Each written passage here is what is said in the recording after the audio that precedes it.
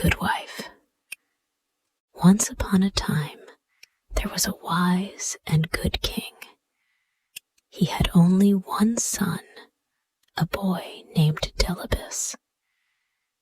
Prince Delibis was a clever young man, and the king loved him very much. One day, the king called the prince to him and said, "Listen, my son, you will be king after I have died. I want you to be a wise ruler, but you will only be wise if you are happy, and you will only be happy if you marry a good and clever woman. So I want you to travel around my kingdom. Look for the best woman you can find and marry her. Then I am sure you will become a good ruler of our kingdom." So Delibis left his father's house, and he began to travel around the kingdom. He went to every town and every village. He met the daughters of rich men and the daughters of poor men, the daughters of nomads and the daughters of hunters. Some of them were beautiful, but they were stupid. Some were wise, but they were ugly. He couldn't find the perfect girl. He spent many years traveling. He didn't look like a prince anymore. His clothes were old and torn. His shoes were broken. One day, the tired prince lay down to rest under a tree. It was the middle of the day, and the sun was high in the sky.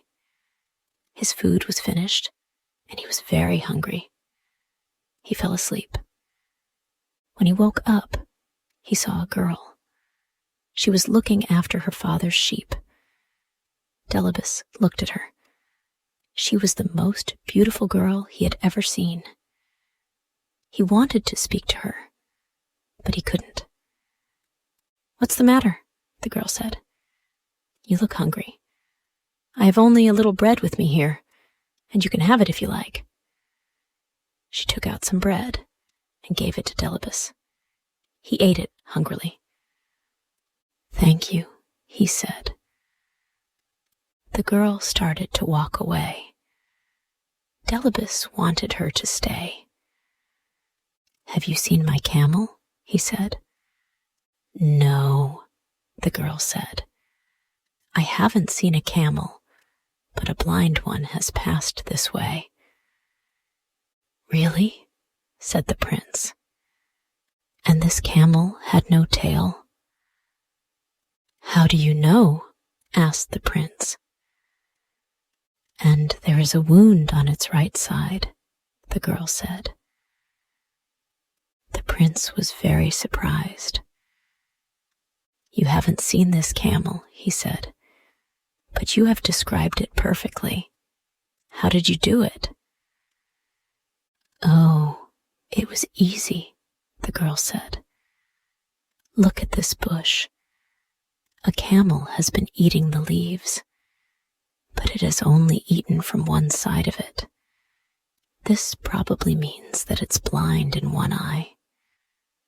And do you see this camel dung? It's all together in one pile. But camels move their tails when they drop their dung. When a camel has a tail, the dung falls in different places. But what about the wound on the camel's right side?" asked Delibis. "How did you know about that?" "Look here, in the sand," said the girl. "A camel has been rolling here, but it has only rolled on its left side. This means that its right side must be wounded. I found the girl I'm looking for at last," the prince said to himself. "Please," he said to the girl, "tell me your name." "My name is Harari," she said. "And what is your father's name?" Nakrusa. Where does your family live? Where can I find them? Down there, said Hariri, and she pointed to the village in the distance. I'll come back very soon, the prince said, and speak to your family. But first, I must go home. I must tell my father. I found the girl I want to marry. Delibis hurried back to his father's house. Father, he said, I've found her. She's the wisest and most beautiful girl in your kingdom. His father smiled. That's good, my son. But don't be in a hurry. Find out more about the girl. Meet her family. Talk to them. So Delibis began the journey back to Hariri's village. On the way, he met Nakrusa, Hariri's father. Let's walk together, he said to the old man. Very well, Nakrusa said. It was a long way to the village. The path was rough and stony, and the sun was hot. Nakrusa and Delibis walked together, but they didn't speak. At last, Delibis said, The journey is too long, and we are both tired. Let's make it easier. Why don't you carry me? Or, if you like, I will carry you. Then the time will pass more quickly. Nakrusa looked at Delibis, but he didn't say anything. What a crazy idea, he thought. What a stupid young man. They walked on and on, but they still didn't speak. After a while, they passed some young men. They were looking after a herd of 100 cows. Old man, said the prince, who do these cows belong to?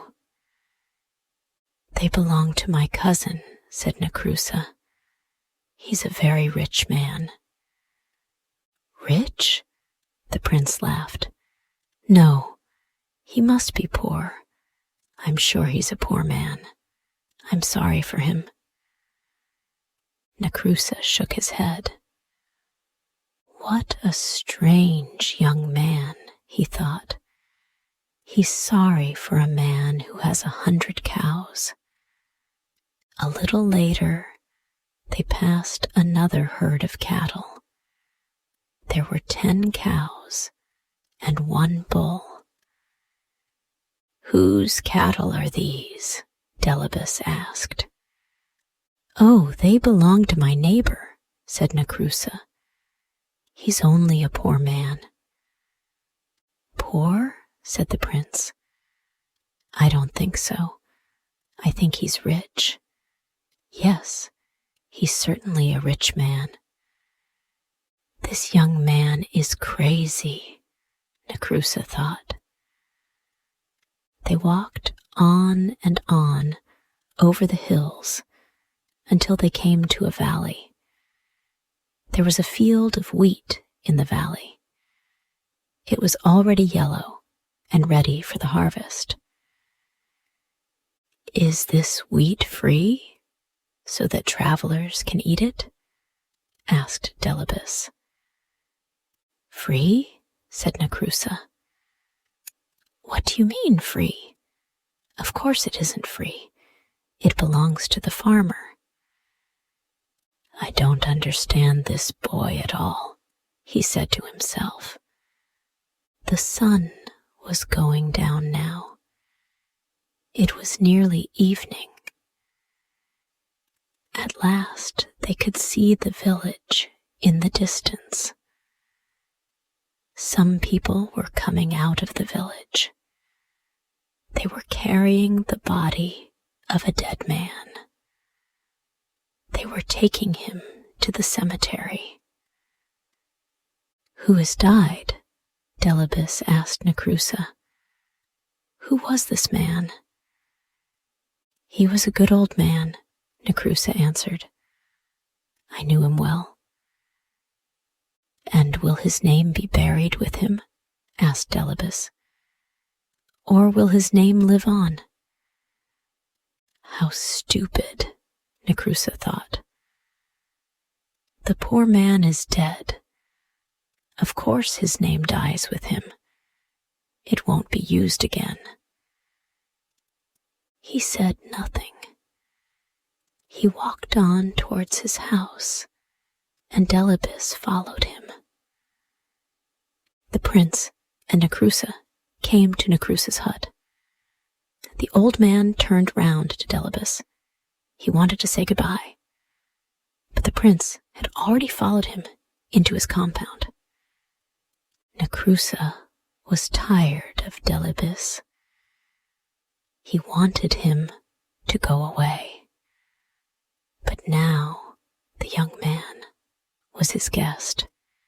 He had to welcome him. So he went into his hut and brought out a mat.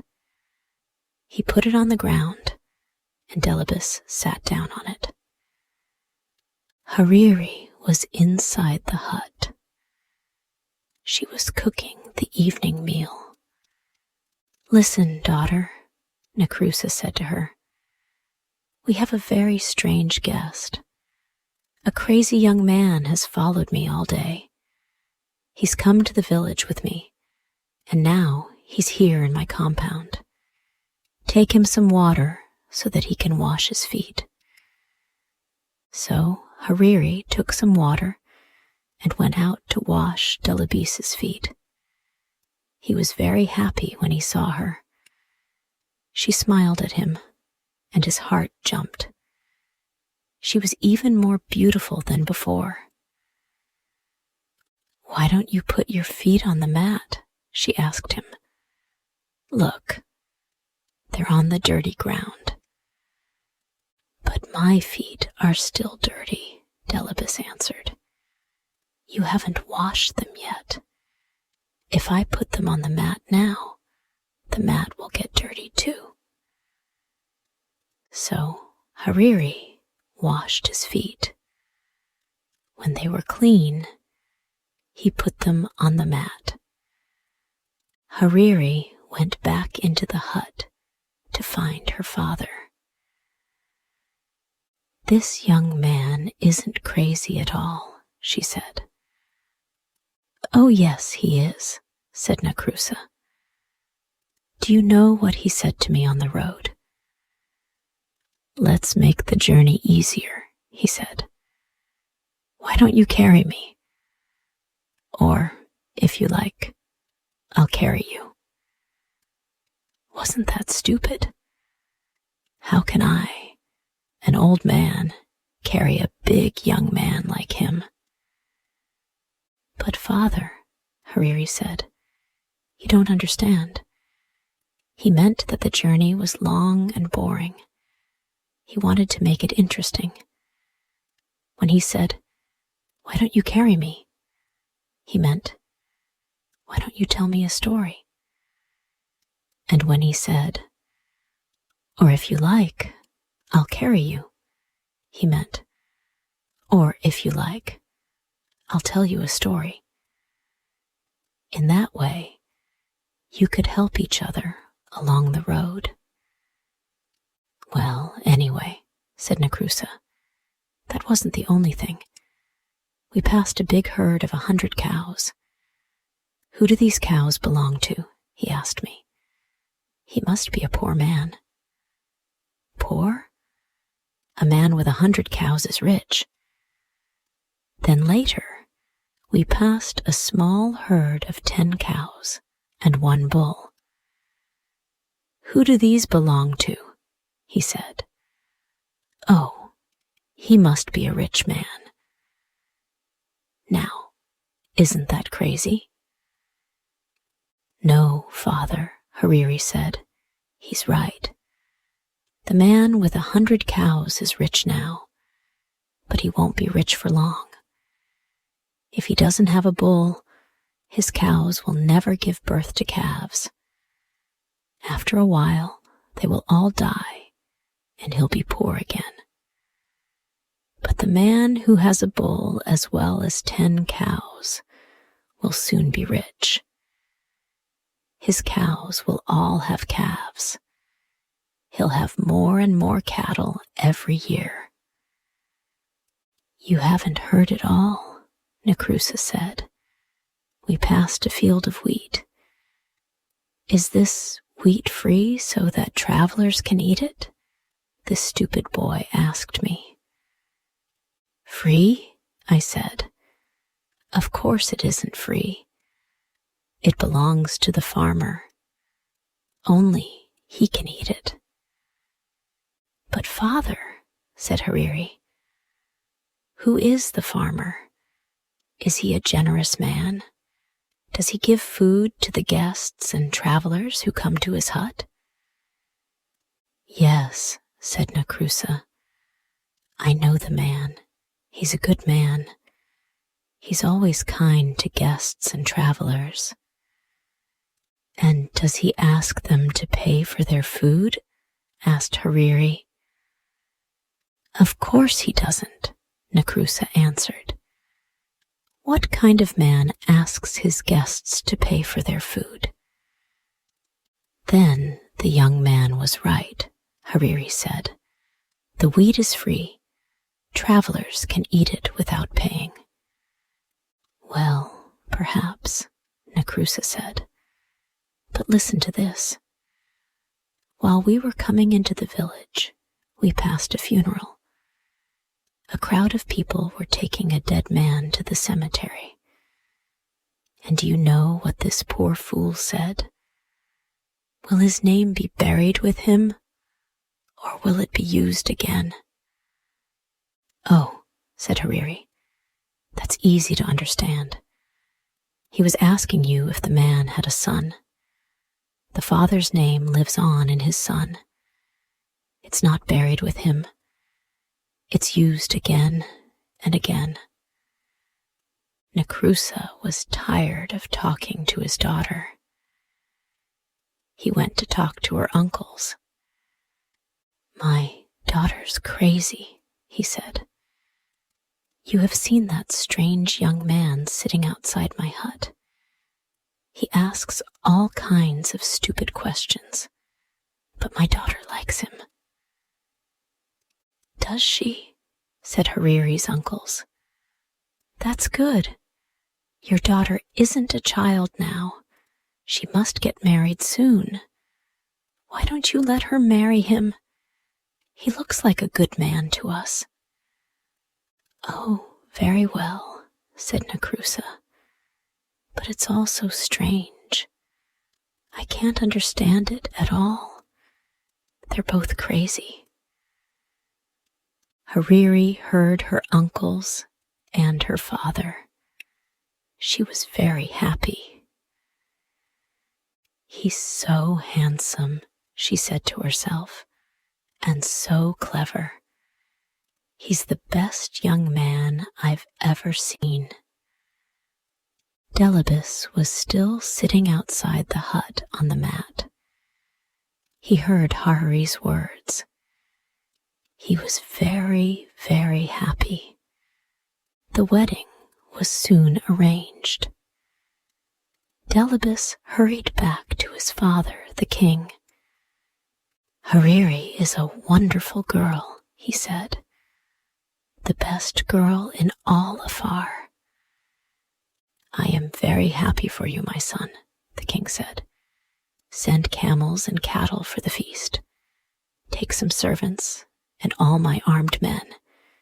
Go to her house and marry her. Then bring her back to the palace. Oh no, father, said the prince. She doesn't know that I'm the king's son. I don't want to tell her yet. I won't take any armed men with me. When I go to her house, I'll take only one servant. She'll think I'm a poor man. If she marries me, I'll know she really loves me. king smiled.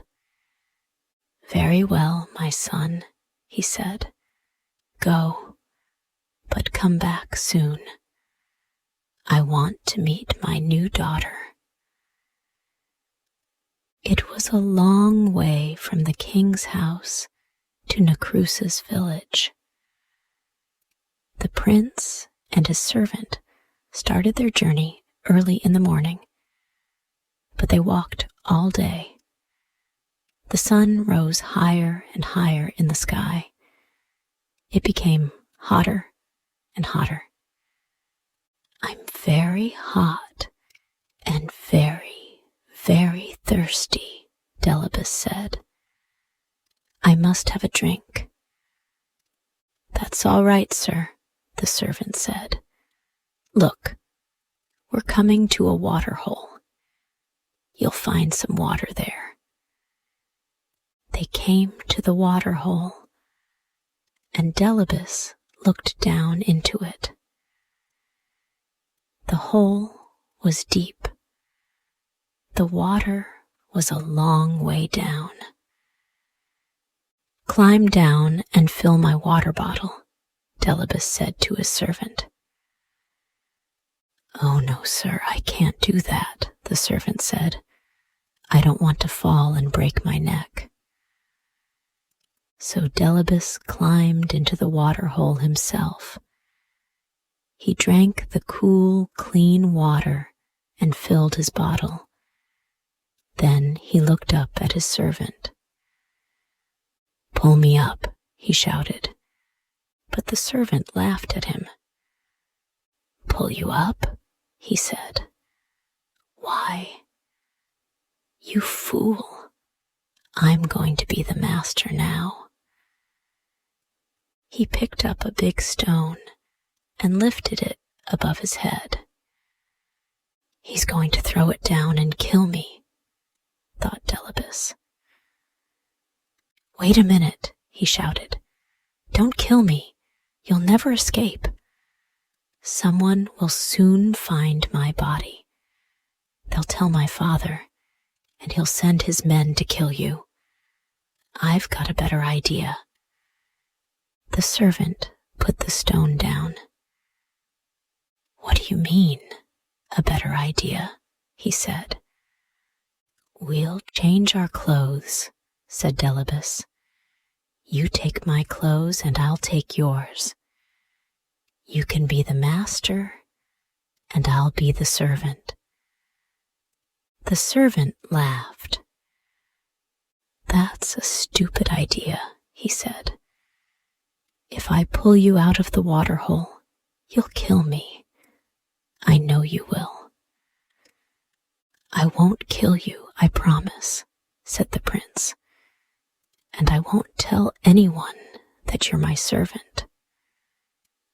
The servant picked up the stone again. "I don't believe you," he said. "Get ready to die." "Very well," the prince said. "But don't you want to marry the most beautiful girl in Afar?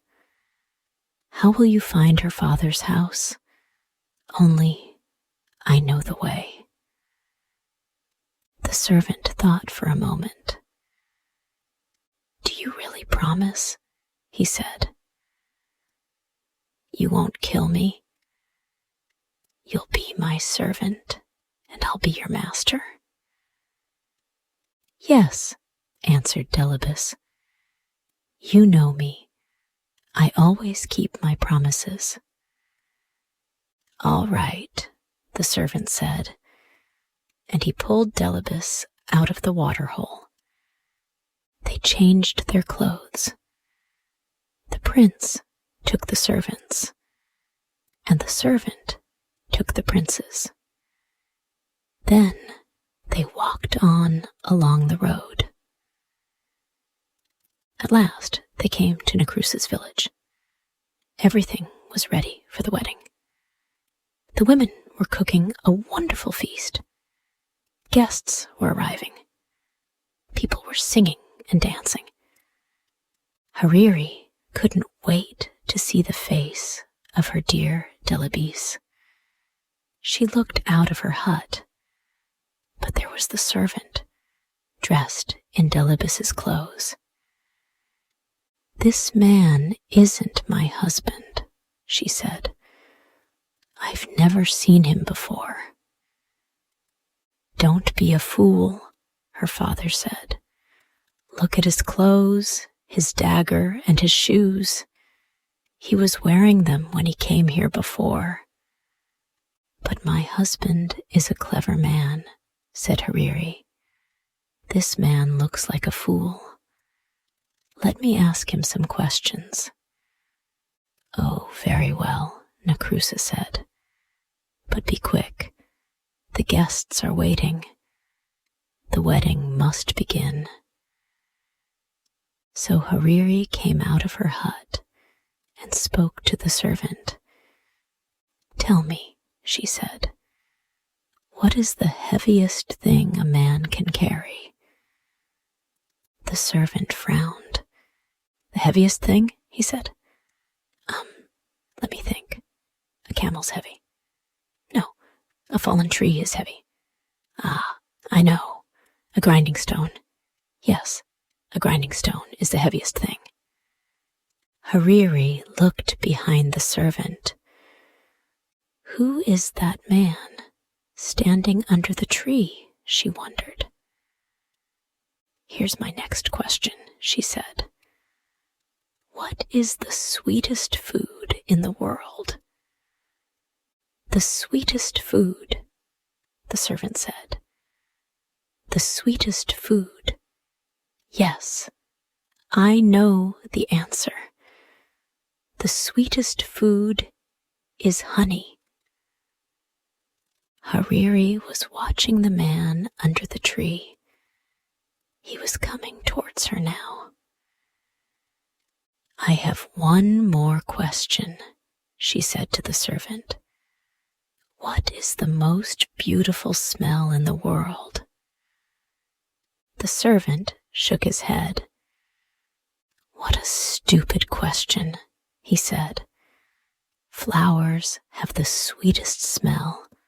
Everyone knows that." Delibis was standing behind his servant now.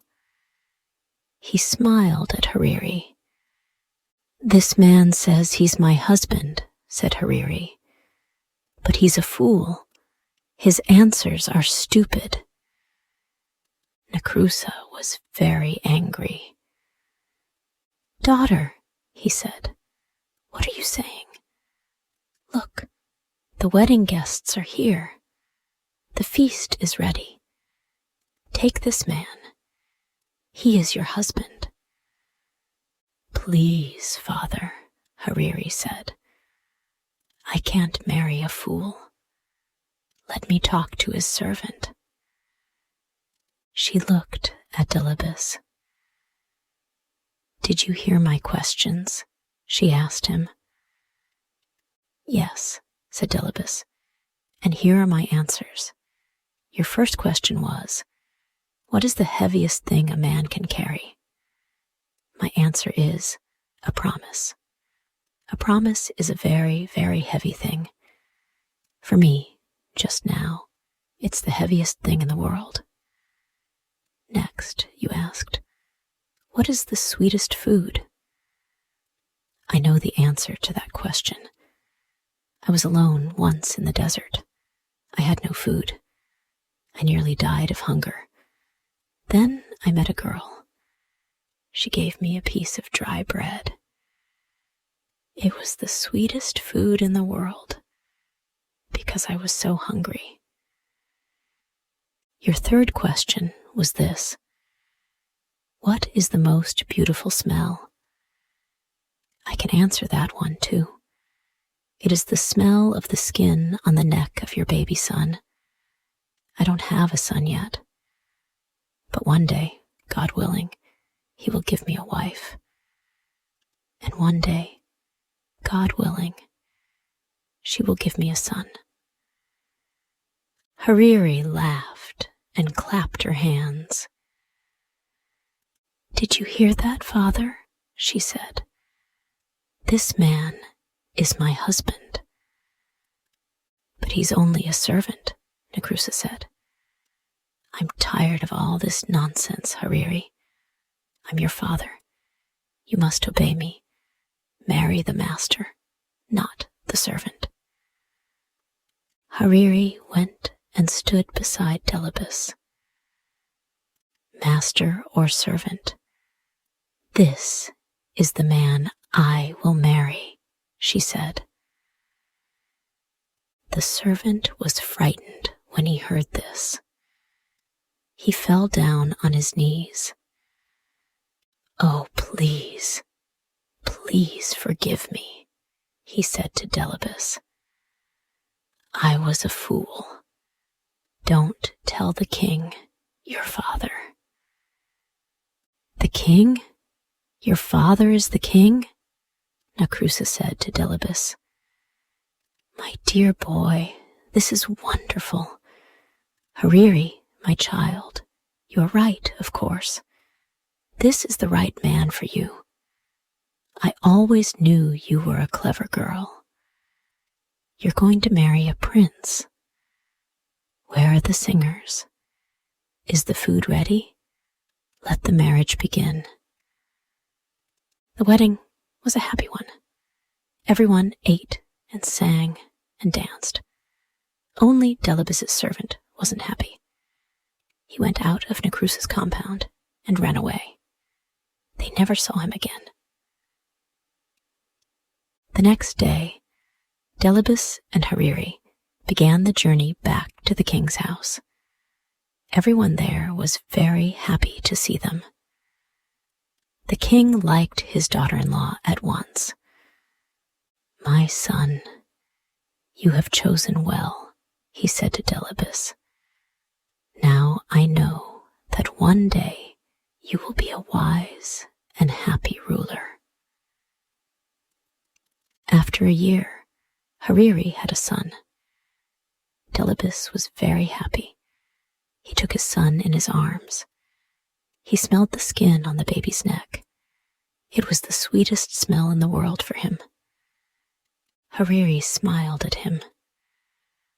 I have given you a son, she said. Now I want you to give me a promise. Yes, of course, said Delibis. What is it? I'm always frightened when you go out at night, Hariri said. There are bad men in the town, and the wadi is the most dangerous place. Please don't go to the wadi in the evening when the people and the animals have returned to the town. Promise me. I promise, said Delibis. And so Delibis and Hariri lived happily for many years. They had 7 sons and 7 daughters. The old king died, and Delibis became king. He was a wise and good ruler. The years passed. One day, when Delibis and Hariri were old, a servant came to Delibis. The camels have returned from the wadi, he said, but one of them is lost.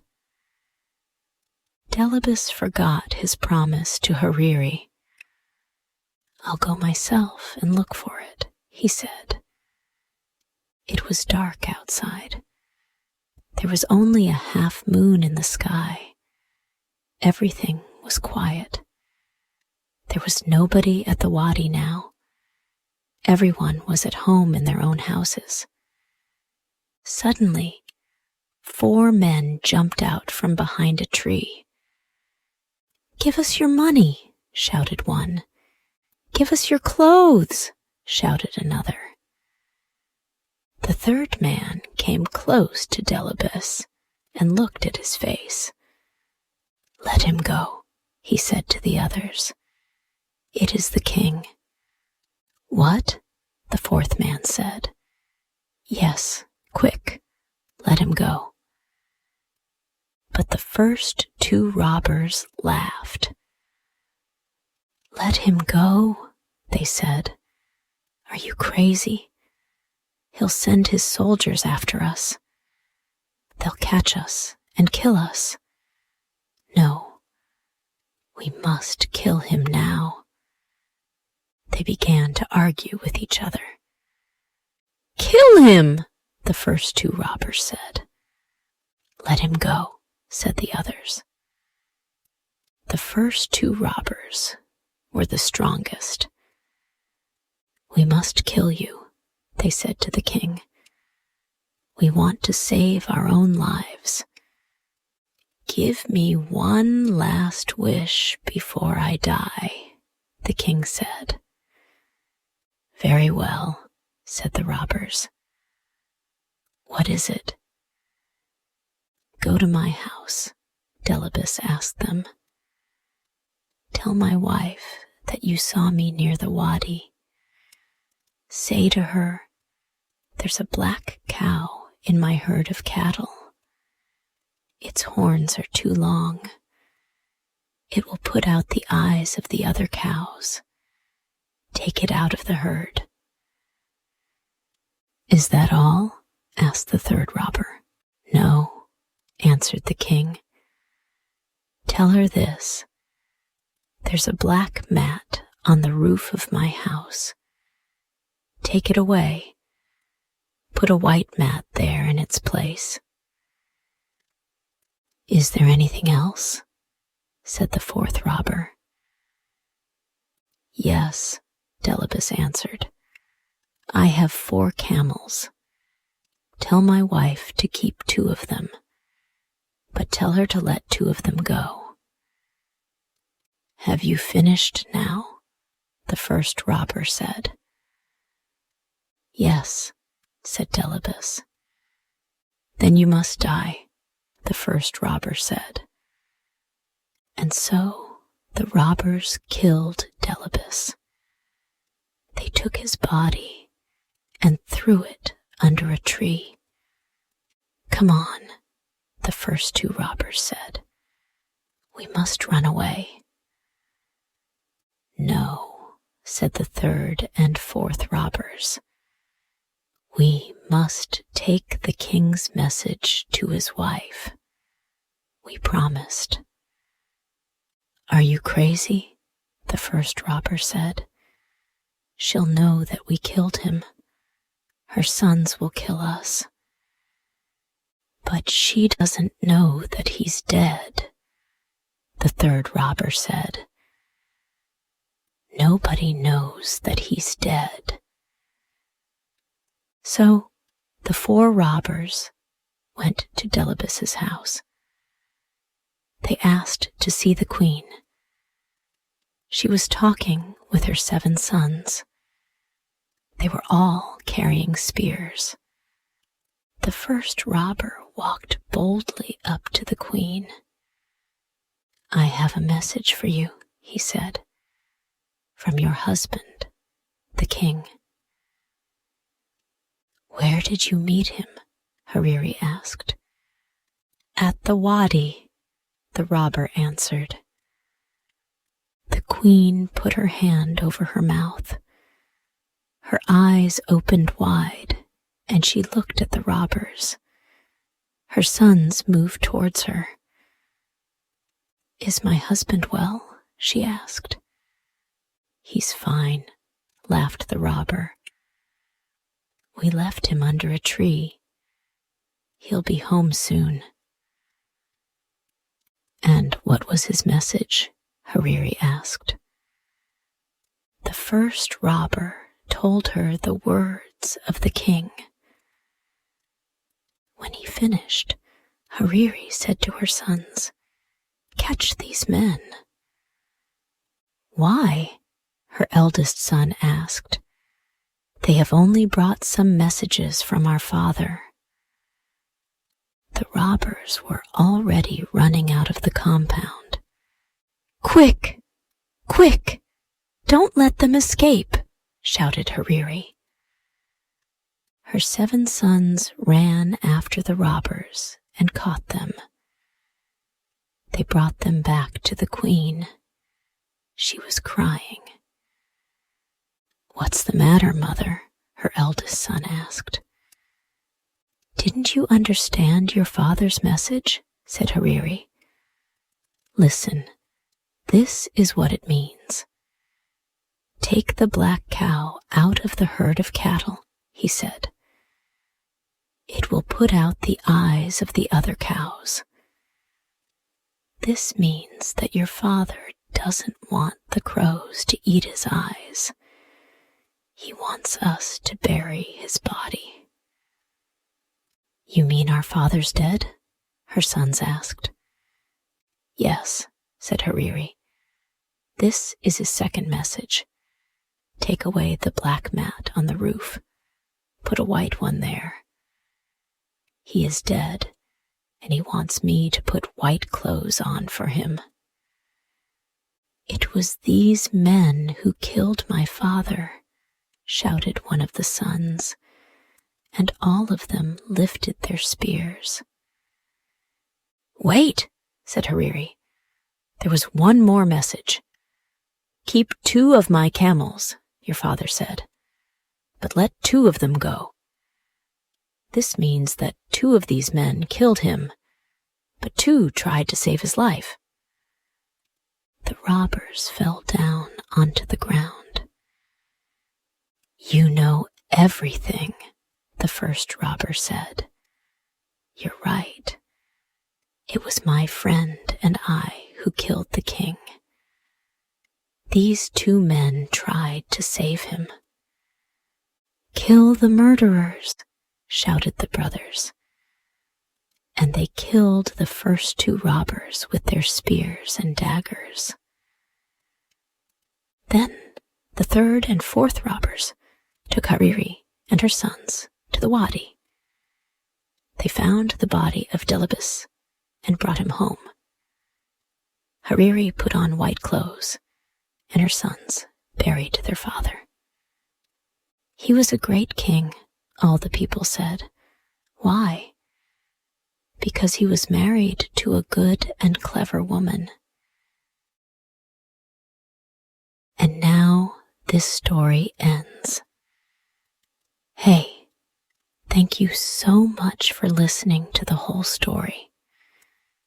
If you liked this story and want to thank me for creating this story, then you can buy me a cup of tasty coffee.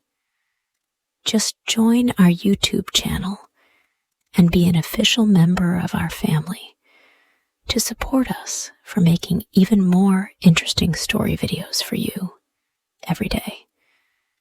You know, it takes a lot of effort, research, and money to find and buy premium contents, and to writing, creating, editing, organizing, and publishing every single video, which could melt your hearts, or could be one of the most interesting stories of all time.